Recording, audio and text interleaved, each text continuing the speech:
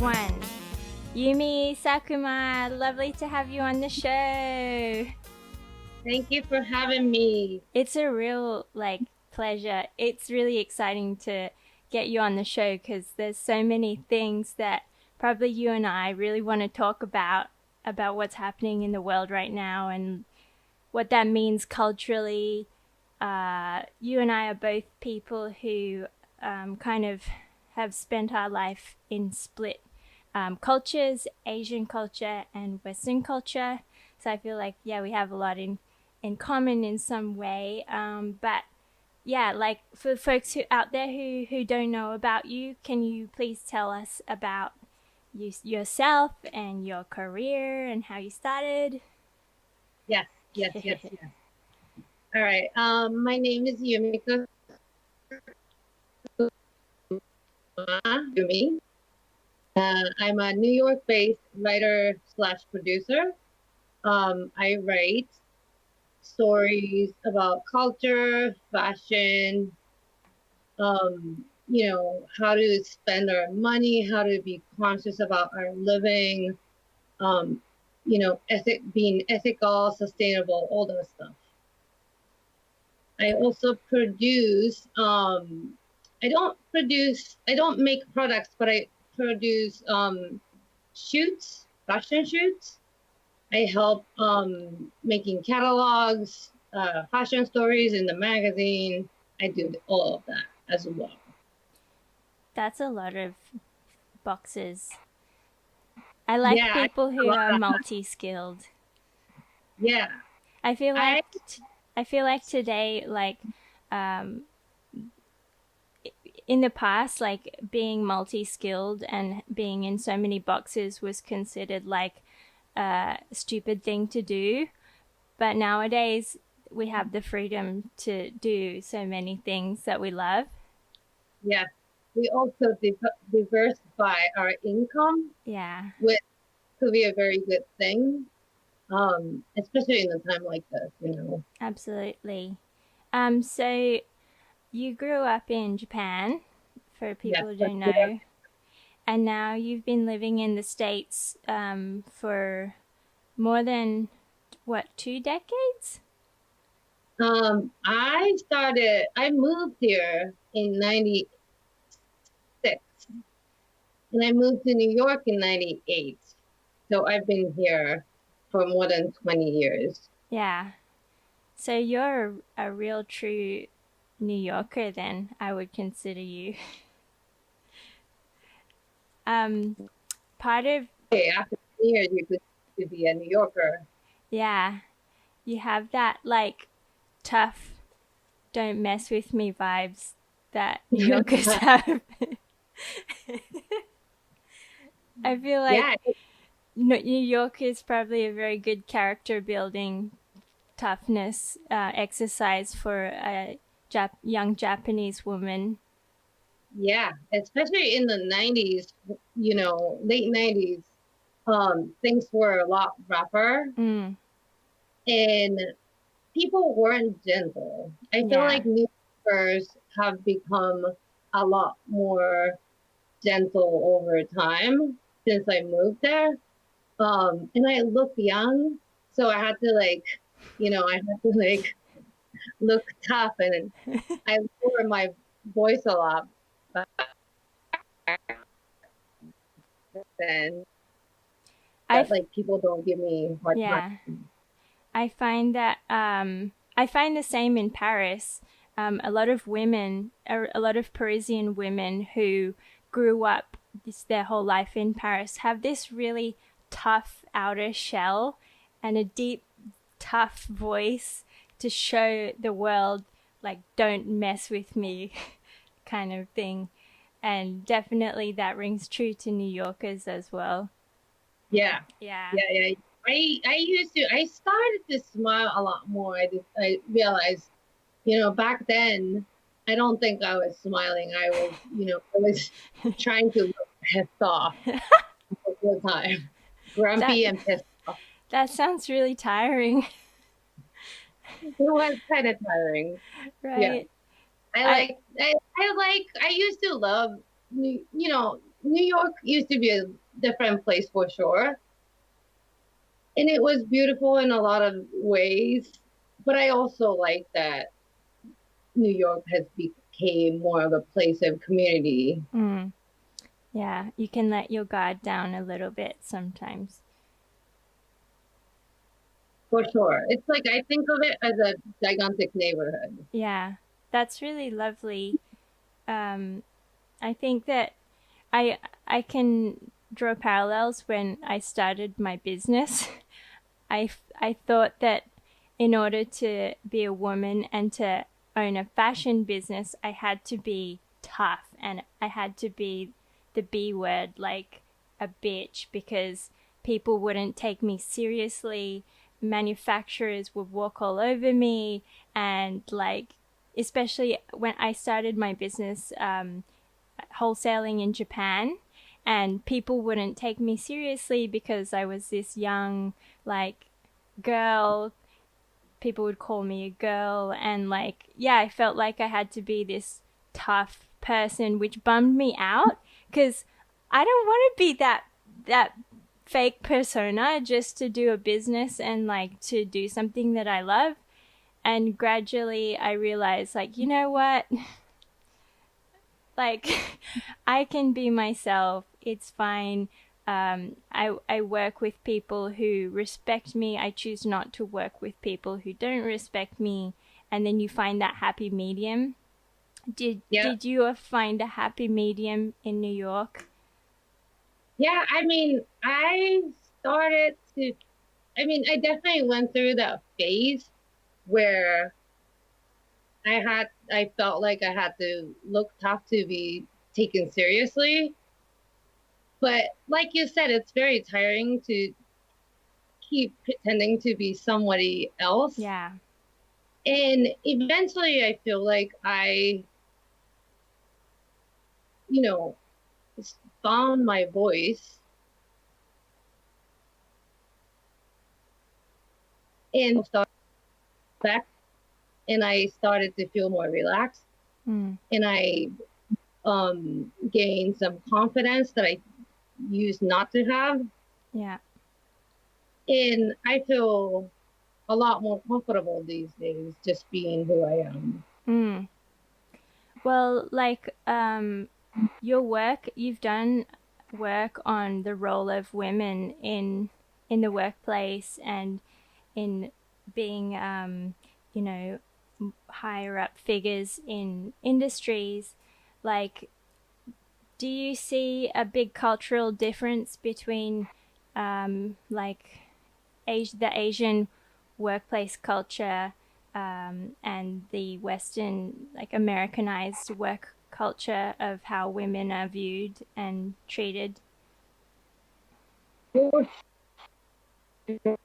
sure.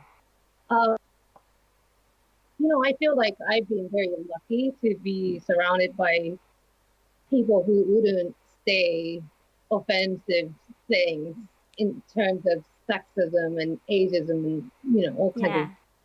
stuff that we don't like.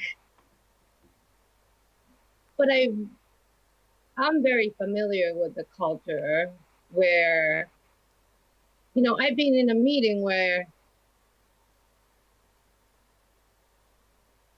I'll, all right, I've been in the ha ha ha ha. All right, I've been in a talk. I've done a lecture where 99% of the audience is male in suits, where women aren't given the same opportunities as, or women having to deal with things that men don't have to deal with, or they have to work harder to prove themselves. Mm, Um, there are all sorts of hurdles for women, and um, it's really important for me to share what I see mm,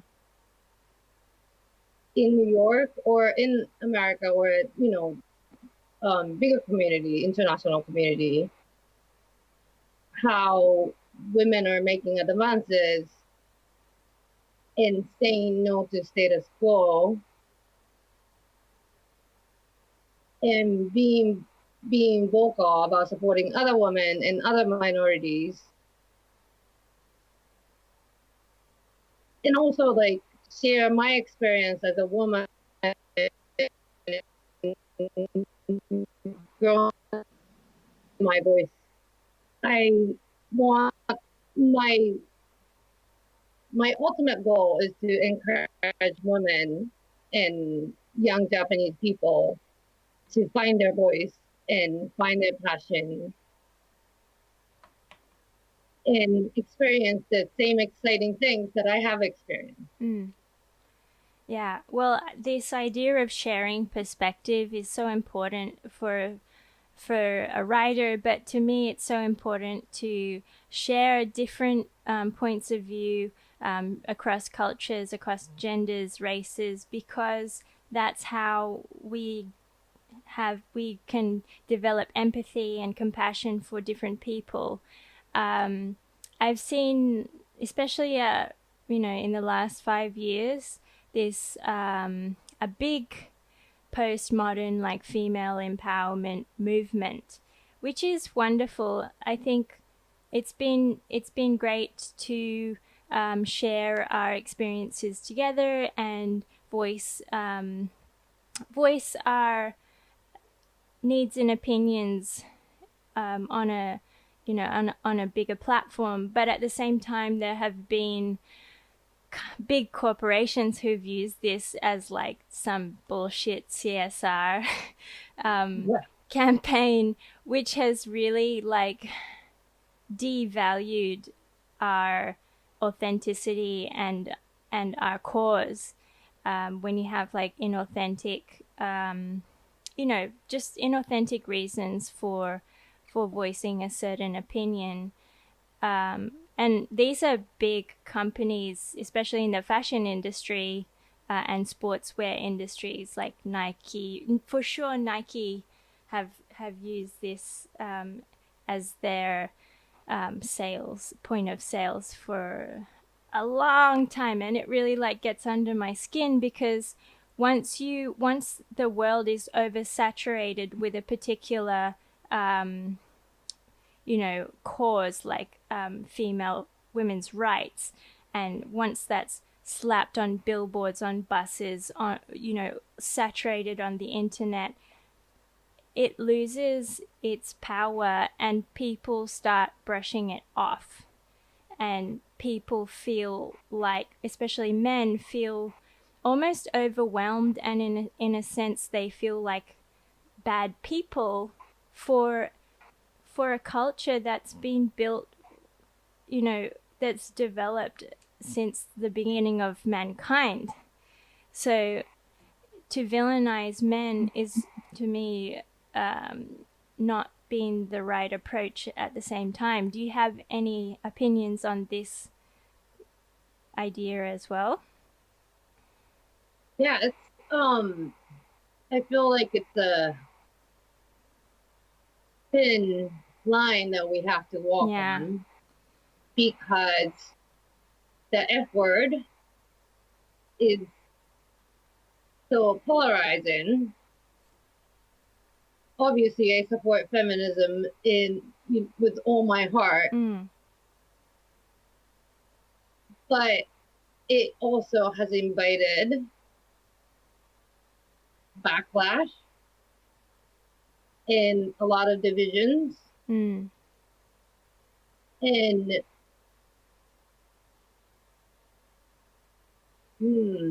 how do you say it without It's being polarized people. It's really polarized people. And in my opinion, it's because it, of this inauthentic voice, and it's been used for the wrong reasons, like selling cheap. it has become a marketing strategy, Yeah. And right? people are not stupid. Right, They sense when something is not authentic, it's fake. right. No, for sure. And I feel like today the biggest question is, how do we get truthful information anymore. Right. It's always like a little tricky to tell. It's all, the way to communicate this has become so hard because everybody's so sensitive, Mm. and people are so ready to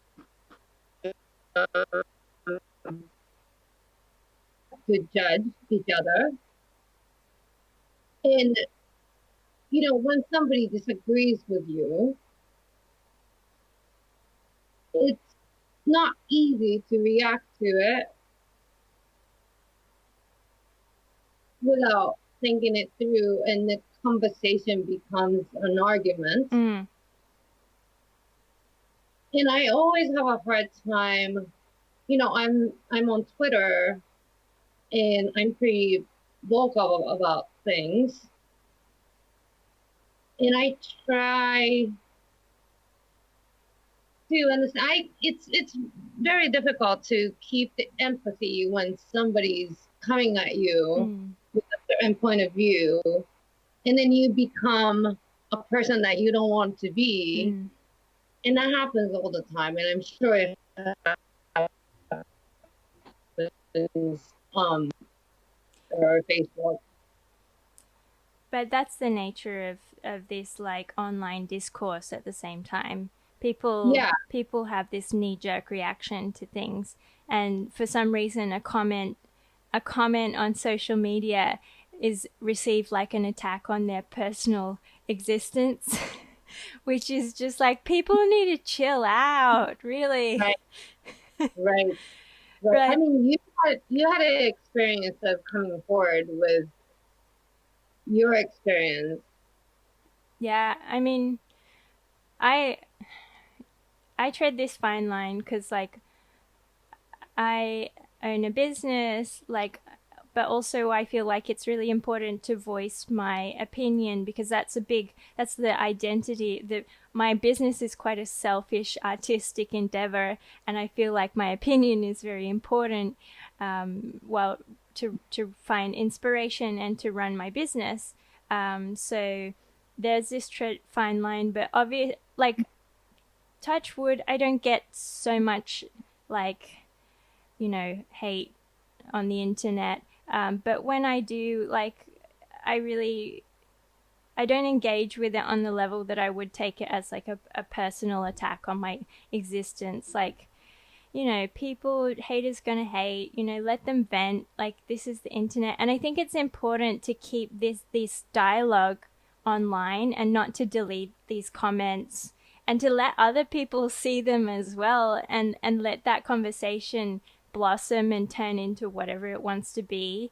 I think censoring this kind of discourse is like a bad idea, and I think that's why, like, it scares me when social media platforms are deplatforming certain extreme voices on the far left and right. We need these voices so that people can see the full spectrum of opinion, and make their own choices. Which brings me actually to um, how you have seen different countries react to this coronavirus issue. Obviously, it's the states, especially New York right now is it's a very, very heavy place right now. The pandemic is worse in New York, compared to many countries all over the world. And on the other hand, Japan has been dealing with the virus since at least since January, a lot longer than the Western world.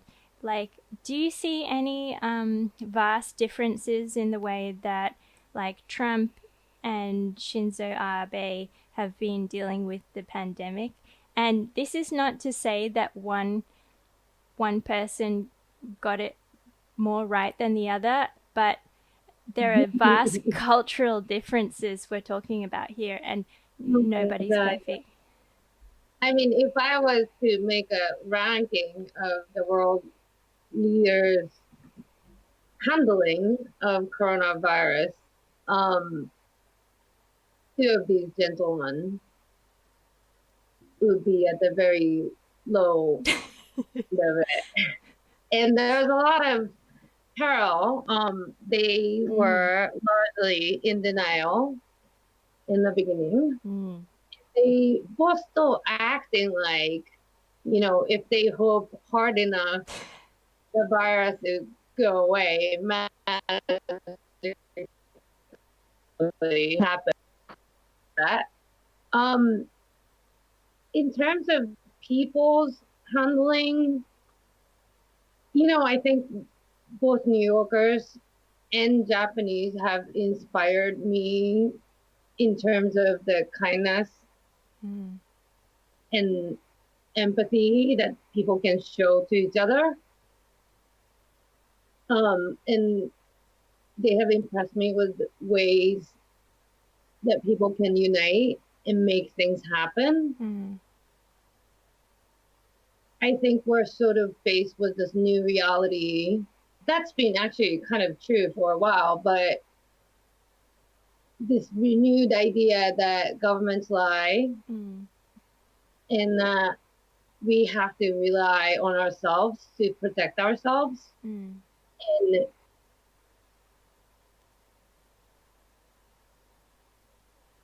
being right information and right knowledge Mm. be the key. Yeah. And all around the world, we've seen the ways the governments have completely failed their people in so many places. So, it's a very difficult time. Not only we're seeing so many lives being lost, we're seeing massive wave of misinformation and conspiracy theories Yeah. and all that, which is wild, So wild. so wild. It's unfolding in front of us. Um,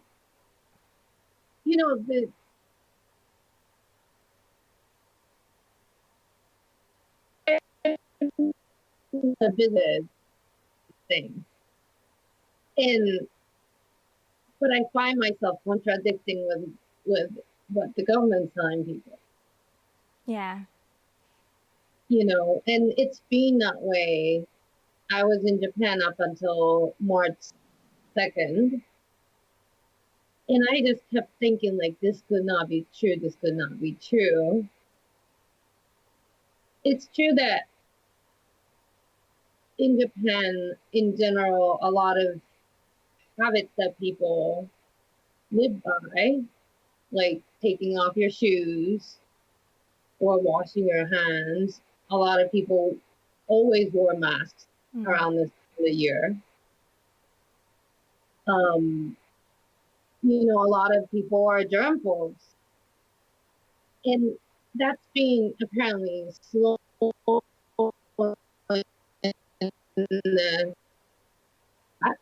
But now we came to the point where they're where that's not enough, Yeah. and it's scary. And that to see the government not doing everything that they could do to protect their people is heartbreaking, Yeah. both in the United States and in Japan. Yeah. Absolutely. I think in all of this, um, what's been so apparent is like the actual role as a role model that the government is supposed to have on the people, to show the right way to do things, to, to wear masks when you're asked to wear masks when you're visiting a hospital, to, to make sure that there are like means of disease control prevention, to have the systems in place for the people. And what's interesting is, I was in France and up until early March, and then I came to Thailand, and now Thailand has closed its international travel, so I can't go back home to France. But it was really interesting to see a stark difference between the different attitudes between Thai culture and French culture. So I was shooting my lookbook in Thailand in late January, and already Thais in late January were already prepared for the virus. Everybody was temperature checking before you enter any building. Every single person is wearing masks and hand gel and all that stuff. And when I came back to France in late January, like nobody, like it was almost like, oh, this is the Asian disease that surely like us in the developed world could surely never contract because it's some kind of far away distant um, disease that affects, you know, like a certain demographic of people. And like people were just going on with their business like nothing was wrong. And actually, where I live in France, it's quite a remote, relatively remote area in the countryside. It became the epicenter of the French infection. Um, It did. yeah, because where I live is there's a lot of factories, and there was a team of factory employees who went to Italy to visit their, I don't know, sister factory or something, and contracted the disease in Italy and brought it back to my hometown in France. And it spread so fast because people did not, they were still in disbelief that it was actually immediately on their doorstep. And yeah, like I took the train once, and I was wearing a mask because I'm not only protecting them from myself but myself from everybody else.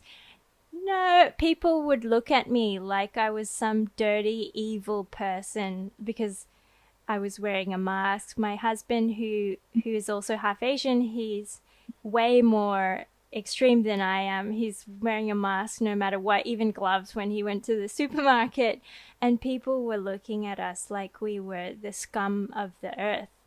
Um, and you know, the disease spread, the virus spread so fast in all across Europe.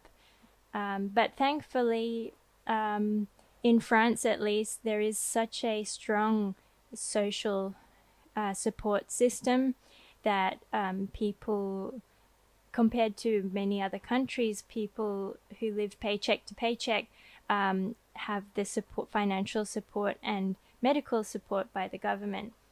Whereas in Thailand, coming back to Thailand, people don't really trust the government. They pretend that they do, but they really don't. And Right. and and also there are so many people in Thailand who live hand to mouth, who cannot afford to be sick or be out of work because that means starvation. So people are so much more proactive in taking care of themselves and one another. But there is still an elite 1% group of 1 percenters in Thailand who believe that they are wealthy enough to be immune to the disease and behave in a certain way that reminds me of it feels very un-Thai. But yeah, did you like Yeah. observe this kind of difference Yeah. also? It was kind of crazy because I kept like close eyes on what was going on because I knew that I would have to make some adjustments to my plans. In my last trip was I was going to Taipei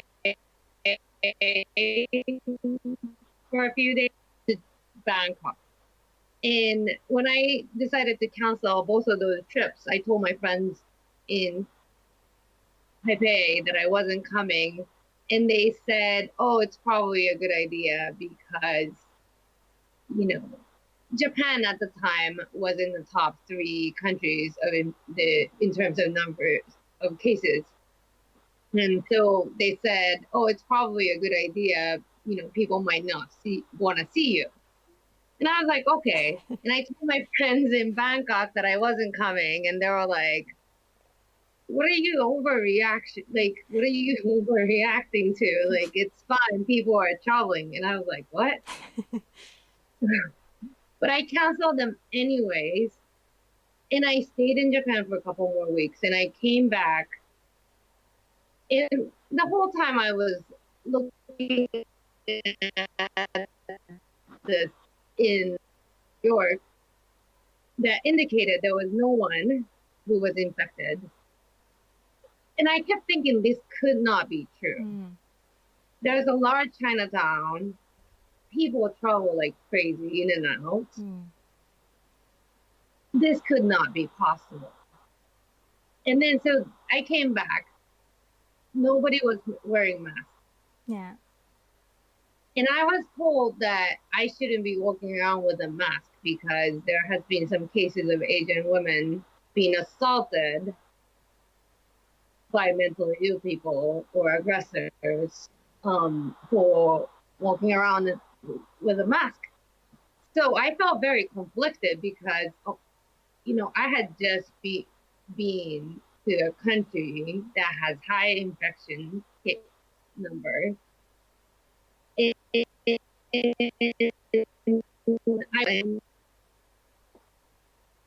But I might put myself in danger if I did that.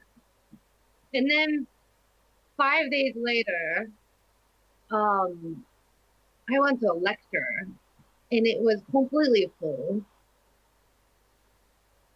Everybody was sitting there shoulder to shoulder, and some people were coughing. Not many people were wearing masks.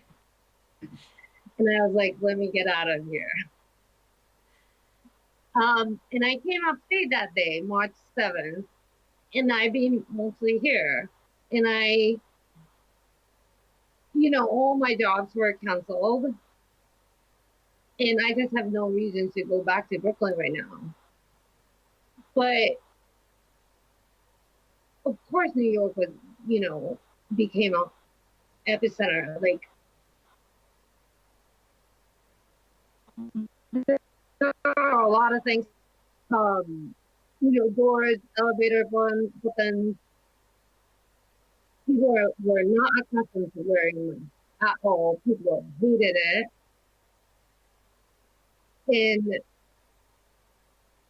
But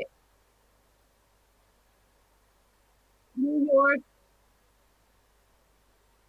there has been a lot of things that have made everything so difficult in New York.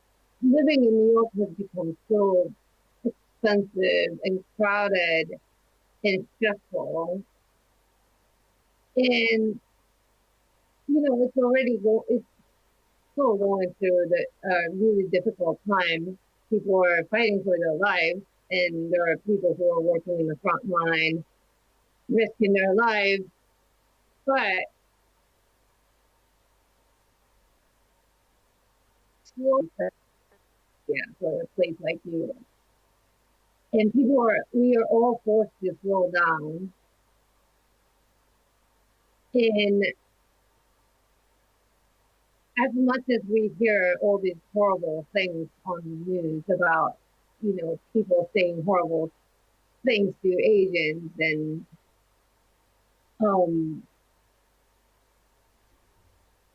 I think that I'm finding myself to be a little bit more little kinder and nicer and more gentle because I want them to be nicer and kinder to me. You know what I mean? Yeah. So, a lot of bad coming out of this, but there's also going to be a lot of good coming out of this. Yeah. And that's what I'm hoping. Yeah. That's interesting because you wrote the book called Hip Revolution. Um, it was in Japanese, so I couldn't read it, but Thank you for um, but what I understood is that it was a post 2008 reaction well, not reaction, but observation to how the fashion industry changed due to the global financial crisis, and there was a bigger focus on smaller brands making artisan made pieces. Um, but at the same time, fast fashion continued to grow on this like insane yeah. scale, where they're producing so many clothes that they can't possibly sell them all, and a lot of these completely brand new untouched clothes are going into landfill because they literally cannot sell them, so it doesn't even make sense to me. And they're making them, this is like one of the biggest contributors in the industry to global warming. Like, I know we have this optimism about reform due to a crisis. Yes. Do you think the Yes. coronavirus will impact people and force change much more so than the 2008 promised to Um, Geez. it's so heavy. Uh, to that book. And I think, early 2000s, I think we were all hopeful that this small idea, small ideas can, be a bigger idea Mm, if a lot of us are engaged in the kind of practice, right? That was the hope. And then I think in places like New York, the gentrification made it very difficult. And also, like you pointed out, um, fast fashion pretty much swept through the whole industry and changed people's behaviors, the way pieces, and this insane amount of damage. Um, Now we're in a period where we're forced to slow down.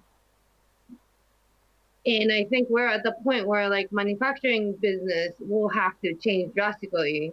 I was initially hoping that, because this has pointed out that a lot of essential stuff have been outsourced to other countries. And when it came to the job, we're not able to make things domestically. And that has become a huge problem, mm, which you think lead to this idea that you want to manufacture, but the economical damage will be challenging mm, because a lot of factories will be forced to close. yeah. And I really don't know, or I can't really see how this is going to pan out. I think that a lot of people who have been working in the garment industry in um, poorer countries, there's a great danger that they might be hanging because a lot less company will be making mass production stuff, Mm, right? yeah. So the people, um, the weakest people will do hardships. obviously, and this will magnify this grave inequality that has been around for really long time, but it really was never addressed in a way that it should be. And now this is the time to address it. Yeah. But I can't really say that the all these big companies will be doing the right thing and protect their workers and somehow reduce the amount of their production and to transform themselves into a more sustainable, eco-conscious companies. That will have to happen. But I just don't know. Well, from what I've been reading, like the business of fashion, they did a really in-depth look at the state of the fashion industry pre and post virus.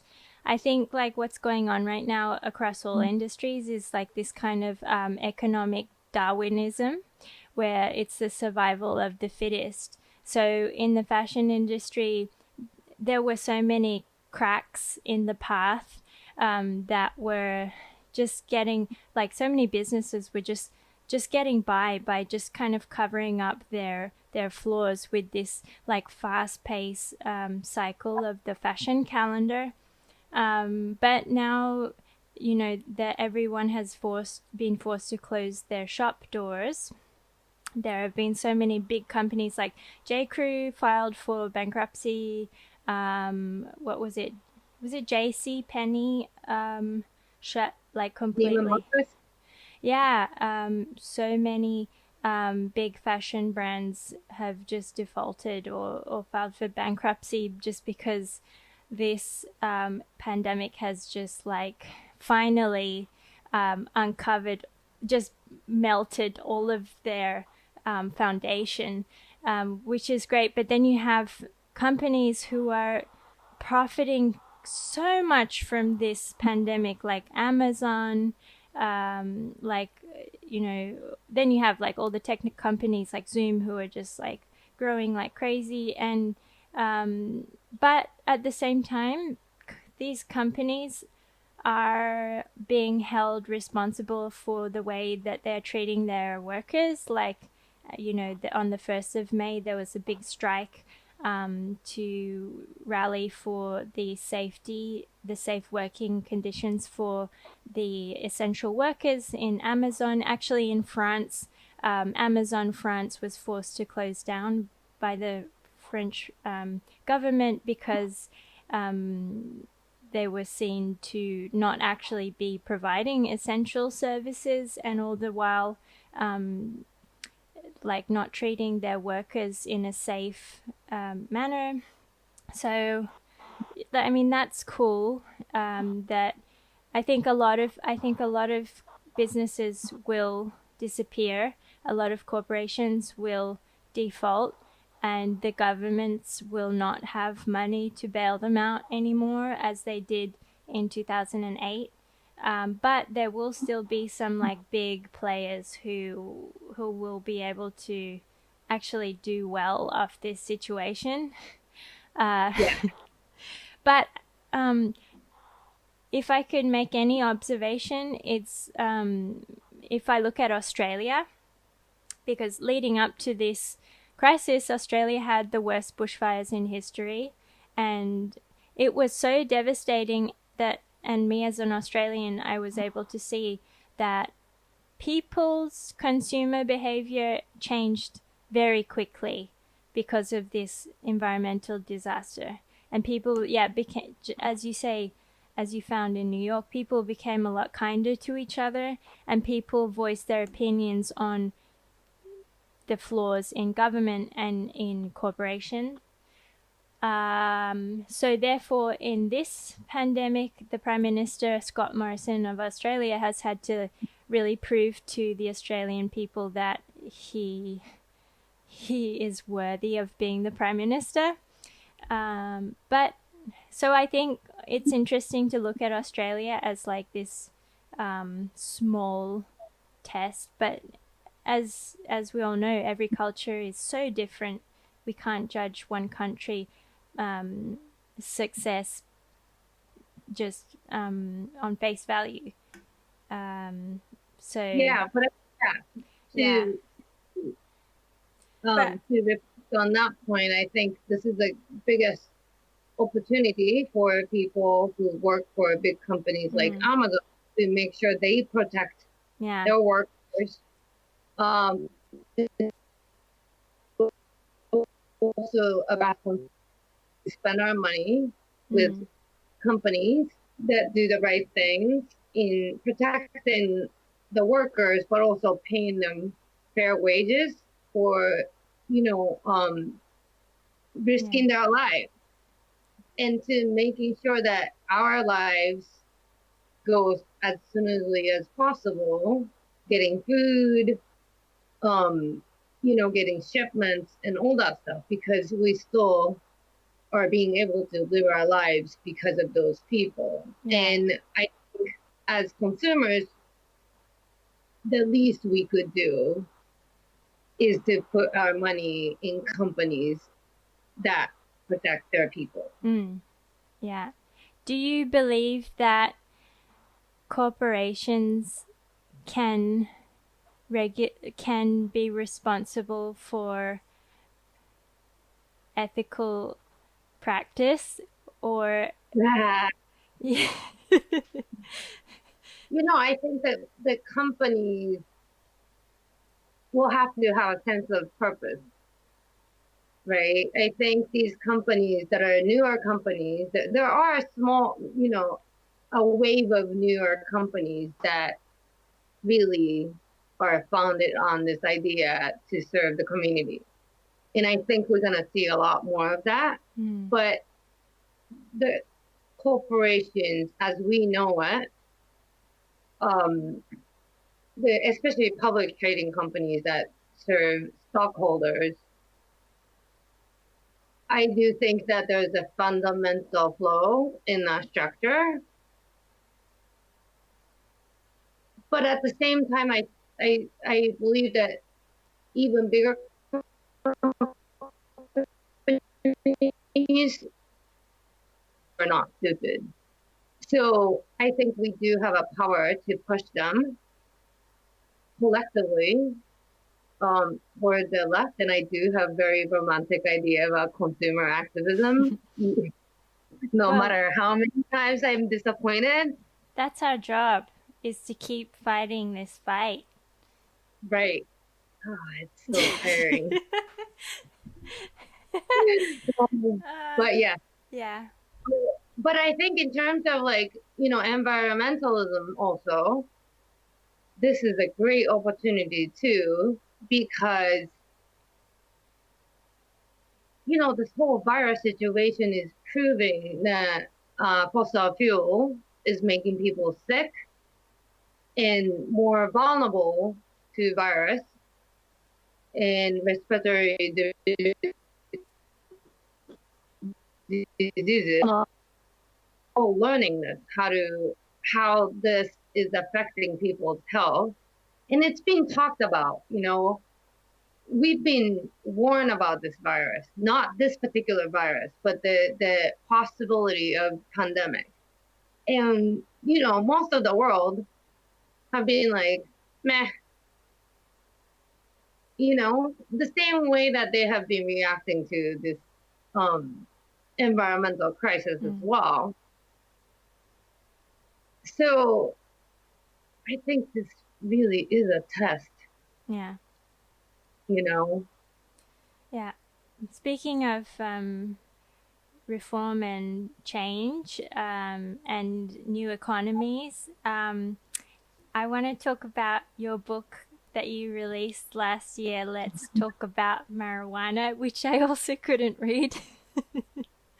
But I really am so curious about what it's about. Yeah, so basically, marijuana is this plant that has a lot of medicinal values, and we all know this. on this side of the world. But, I've been living in this parallel world where when I'm in the United States, I realize I see the health benefits that people are getting from it. I see how it's saving people's lives. And I go home, it's this crazy criminal thing. And I never really, thought about touching that sensitive subject because, Japan has this law that prohibits its citizens to engage in Japan, which only covers certain criminal activities, but possession of marijuana is definitely one of them. So there's this like legal risk. I'm also not allowed to advocate it. But when the state of Colorado decided to legalize marijuana completely, meaning recreationally, on top of medical use of it, I thought that was a huge cultural shift. So I went to one of the magazines that I write for, Wired Japan, and said, let me do a story on this. And Wired Japan being a part of Condé Nast Japan, which is a part of this huge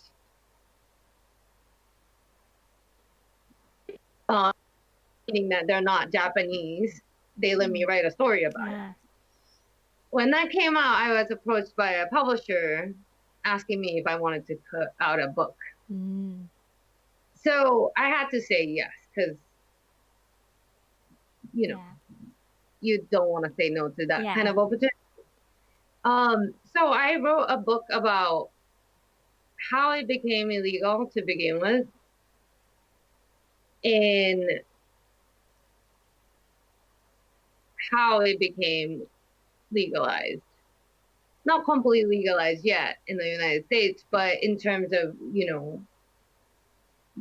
the way people's perceptions have evolved and changed. And there was this huge willpower on that part of people to legalize marijuana. Being a lot to back that up, back their claim up. So I wrote that, and it was seen as somewhat controversial, but it's a symbol of cultural difference, I think. And if you think about Asia as a whole, it's been very uptight over the history. A lot of people say that's because of the Opium War. That's a really long time ago.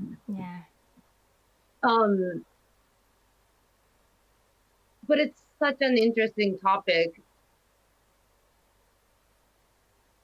in terms of cultural difference.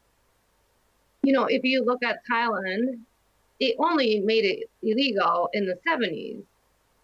So I didn't know that. Yeah. Whoa. Thailand didn't really join that party of war on drugs up until like mid 70s, I think.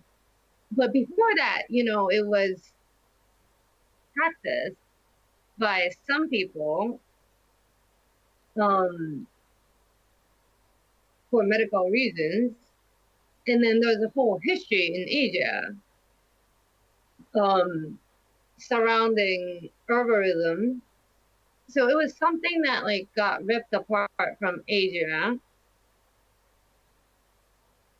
in that craziness of war on drugs. And I was so impressed so quickly to allow the medical use of marijuana. That was shocking. It came out of surprise. Like, Thailand legalizing marijuana for medical use last year, and also allowing people people to grow 6 plants for personal use. Um, Yeah, can sell them to the government, right? yeah, I believe so. Like, I'm not super like tuned into like the legal like all the facts, but friends have told me that last year they were testing by issuing people like they released like a certain amount of these cards that allowed you to carry marijuana around, and it was a very easy process to apply for these cards. And yeah, like people are allowed to grow up to 6 plants, and it's seen an industry, the beginnings of a marijuana industry for, um, not only medical use for, but also like even before all of these laws were passed, the hemp industry, the hemp for fabrics industry, was like a big growing movement in Thailand as well, probably alongside the natural dyeing movement. Like Thais are pretty radical, and they embrace change. And there was this big movement to go back to cottage industries and live a more natural life. And so many friends moved out of the city to start weaving and dyeing industries like back in their hometowns. And I know people who have started new ventures across the border in Laos, growing marijuana on a big scale. So like it's a very interesting time, but I think the government is just like trial and error, just doing like a trial and error, because of the industry can potentially employ so many people and provide like a really booming new economy for the region, and can attract many investors from overseas. And I think that could be very interesting. Um, but yeah, I'm excited to see how it plays out. I think Thailand's gonna position themselves as a leader. And I was going to go to a marijuana conference in uh, August. In I don't think that's gonna happen. I haven't no. gotten the cancellation Well, notice, but actually, maybe like the lockdown has kind of loosened in the last week here, and the economy here didn't come to a complete grinding halt. But the question is, like, if you hold a conference and nobody can fly here to come, then that right, it's a bit yeah, pointless. Maybe they'll do an online conference. Who knows? yeah, that'll be amazing. Yeah, yeah, Because I think that Asian countries will have a hard time adjusting their laws, and I think Thailand can function as a successful yeah. example. Well, I don't want to get into this too deep, but the government who came into power because of the military coup, um, has a very smooth process of passing laws. Right, right. Of course. So it's one example of that sort of working out for the people. Yeah, I mean, democracy has proven itself to not work in the way that we know it. So Right. for I people, mean, yeah, look at like corruption is a given. So if a I mean, I don't know, like,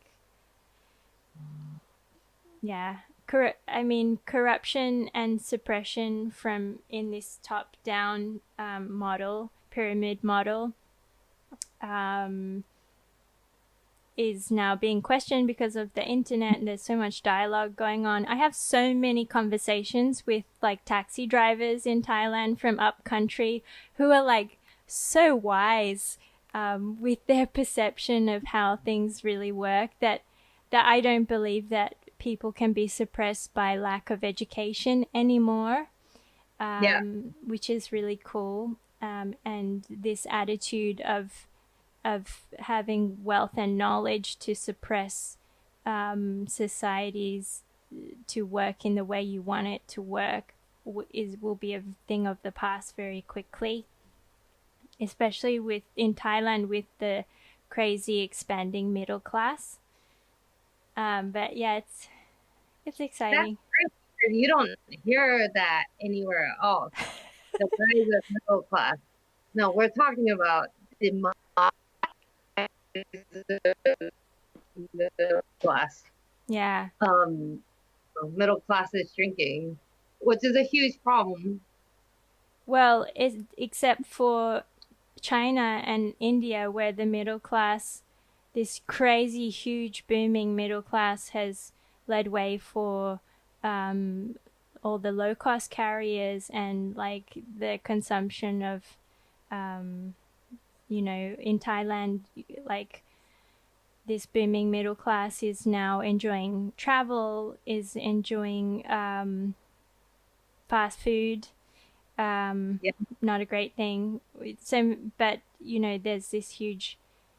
The West doesn't understand that there's this huge body of people, new consumers in Asia that are a force to be reckoned with as well. I wonder how this virus is going to change that landscape. Yeah, well, I think travel, post-virus travel, will be completely different. The aviation and the tourism industry have been probably hit the hardest, and I've heard that there are literally only maybe 35 airlines in the world that will be able to continue after this.